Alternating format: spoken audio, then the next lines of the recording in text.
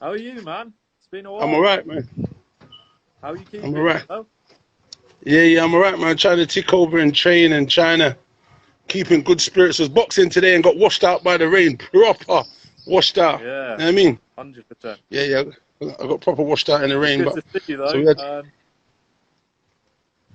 Say that again? It's good to see you. Obviously, we're not at a press conference or at a show or anything, but Yeah. That's normal, yeah, man. Those were the good old days. Now we're gonna have to, relax and absolutely. kind of wait until things are all back together again until we know where we are. But it looks like we're gonna probably be waiting for another few months. It's looking like. I read today that the boxing board saying possibly July behind closed doors. So we just have to see what happens, and hopefully, over the coming months or weeks, in fact, we'll start to hear something. You know what I Yeah, mean? tough times. What's going on with you in sort of your managing side of things? How are you sort of going about it at the moment? It's obviously difficult, man. Because boys want to fight. Boys want to get Mm. signed. Things was meant to happen with some of the boys. They were meant to be signed and they were meant to be fighting. So obviously, as you can imagine, there's a bit of frustration and stuff like that with some of the boys. And Yeah, it's just that really. And at the minute, some of the boys I've got here, I train with them, in the day. Just make sure they're technically. Hold on, sorry, technically. They're doing stuff, technical boxing, certain yeah, bits, you know what I mean? And just talking to them and make sure they're staying mentally sharp and their minds in the right place. Because it might be a very long haul. We might be in for a long haul with this, especially small small show promoters. yeah. Potentially, I'm hearing that they might not be out until next year. So Back with you and Shaq and Pitters. I spoke to him a few days ago. Have you been in constant contact with him? yeah. I speak to Shaq here and there. I speak to a few of the boys. I spoke to Isaac Chamberlain just now a little bit on Insta. Spoke to Craig Richards today. It's his birthday. I got my little cruiserweight Okay, yeah. Ife That was great. Porter. Um, I speak to quite a lot of the boxers. You're gonna get food, Lemmy. Yeah, I speak to quite a lot of the boxers all the time. So keep in contact. And then I'm in the. I'm trying to be like I say. I'm in the park. I try and do a little session with the boys, try and keep them on it. And if they're not around, then I'll try and have a word with them and make sure they're training. Because literally, when this is all over, the fittest of the survivor who's ready is going to be the ones that are marching on, basically. You know what I mean? What And do you that's think? what. What do you think happens when we get back? Do you think sort of all the sort of big fights are going to happen? Everyone's going to jump in with everyone, kind of thing. Do you know what? Like I was saying before, the smaller shows are going to be in a little predicament because the smaller shows. Sorry, watch out. The smaller shows are going to be in a bit of a predicament because financially they can't compete with the big boys because the big boys have got broadcasters like Matchroom, Sky, Warren, BT, and stuff like that. So right now, what's going to happen is we're literally going to see a lot of the guys on the small shows. They're going to have to keep their mental toughness. They're going to have to train. They're going to have to keep that desire high because I'm hearing the likes of Goodwin ain't going to be putting on his shows until possibly next year, March. Okay. So, it's quite a tricky one.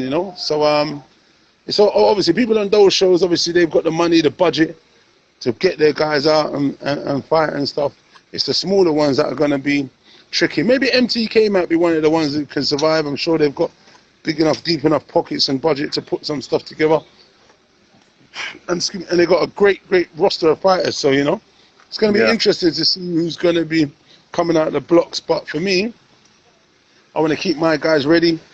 I'm kind of going into promoting anyway myself with Oh my yeah. business partners. They got their promotional Okay. license, so potentially, we might potentially do some bits ourselves, especially for the boys I've got to get them out, to get them ticking over, and kind of guide them basically. I can, behind closed doors, get as long as we've got the doctors and the board's got enough people to do it, and everyone, it's all sanctioned and the lockdown's gone, then that's what I'll be looking at, trying to find venues to try and do something and try and get my boys out there and make sure they're, active and doing what they can until next year, until maybe I can get them on bigger and better stuff. Has that always been the plan for you to get into the promoting side of things? No, I love boxing, so whatever, like it's an opportunity came with my business partners and that, and they've done quite a few shows. They've come from white collar, and they've got a great fan base just from themselves what they've done. So we're going to translate it into professional boxing. I've got a few good boys who sell tickets, so I think the relationship, combining it together, I think it should do good stuff, and I think it's just about basically understanding the game a bit and understanding, maybe try and put on the entertainment for fans as well, try and make it an event that people just want to come to, so yeah, I mean, I don't doubt you as a promoter. I mean, you're here, there and everywhere. You're always giving your opinion, really good opinions, and you know what you're talking about, so I don't doubt you at all as a promoter. Yeah, no, I think someone's asking to do it. Would I work with Eddie and Frank Warren? I work with both of them anyway at the minute, so relationships are cool with them. Predominantly, I do a lot of stuff with Warren. I've done a few of my boys have been on there. I'm waiting to literally sign another guy to Warren as we speak. I'm waiting for him to call me now actually to see if we can put pen to paper and agree whatever we've got there and get that guy signed up. And I'm just working, I've got, like I said, I've got these boys, and what it is this is a good time now. They say you can go and exercise and train and do stuff. So for me, as there's no fights, the guys who haven't had enough fights, it's good time for them to get out, me training them and working on their technical ability and working on stuff, giving them a little bit of sparring or bringing other boys for them to move around with. Just keep active, keep healthy, and make sure they stay focused, because literally one of the boys, he was literally about to fight as well soon. He's meant to be fighting in May or April, and it just got pulled from under his feet. And it's like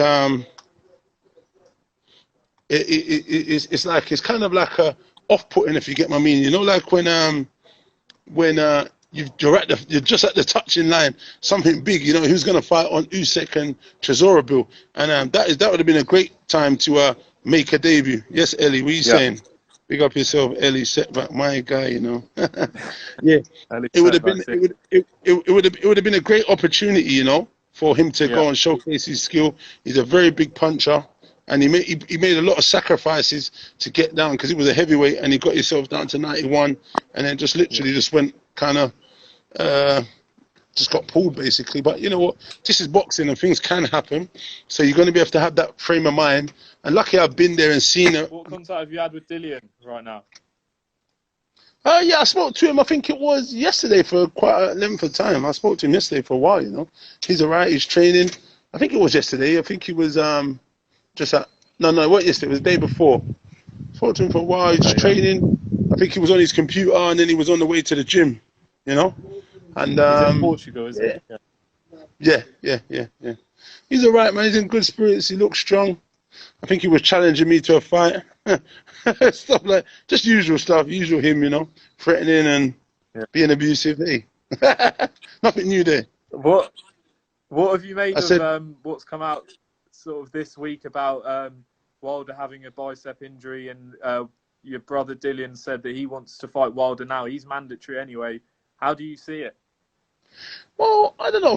Wilder seems to have come up with a variety of excuses. He should have just took it as a man and just said, listen, I lost to the better man.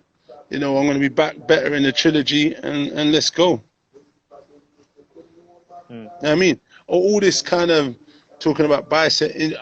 Do you know what? Like I said, I knew something looked up with him, but I don't know about all this bicep injury and blaming and stuff. Listen, you fought an exceptional talent on the night. Even in the first fight, it was a lot closer, and Wilder did look better. But the excuses don't wash. So he just needs to dust himself off, check out his team, and kind of reevaluate himself and trying to figure out what he wants to do.